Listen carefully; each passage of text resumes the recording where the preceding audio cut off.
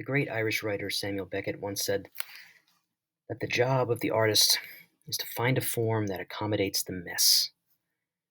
He was speaking of the modern world, the 20th century, and now the 21st, where conflicts are raging still and so much of modern life is upended so often. Sometimes we just don't know how to live, right? This year's required summer reading book for both ninth and 11th graders at Moravian is called Colin McCann's Apeirogon. The title Apeirogon is something you'll find out more about as you read the book. It has to do with a multi-sided or infinitely sided yet countable shape that your math teachers may know about. You can learn more about in different contexts.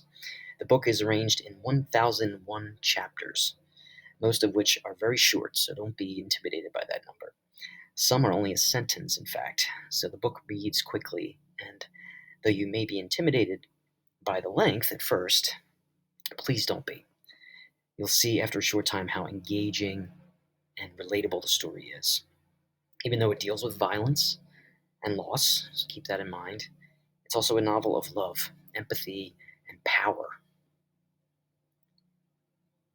The stories of Abir and Smadar, daughters of Bassam, Aramin, and Rami El-Hanan, deserve to be heard.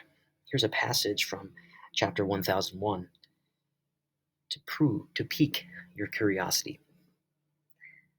Quote, once upon a time, not so long ago, not so far away, Rami El-Hanan, an Israeli Jew, a graphic artist, husband of Nurit, father of Elik and Gi and Yigal, father too of the late Smadar, traveled on his motorbike from the suburbs of Jerusalem to the Kremasan monastery in the mainly Christian town of Bet Chala, near Bethlehem, in the Judean hills, to meet with Bassam Aramin, a Palestinian, a Muslim, a former prisoner, an activist born near Hebron, husband of Salwa, father of Arab and Areen and Mohammed and Ahmed and Hiba, father too of the late Abir, 10 years old, shot dead by an unnamed Israeli border guard in East Jerusalem.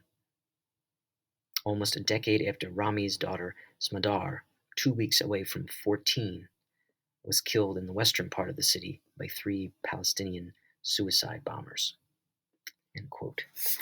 The book goes on to name all the real-life characters and people who remain living today who are seeking to tell this story around the world and try to achieve peace for both Palestinians and Israelis, to make sure that such conflicts can and must end.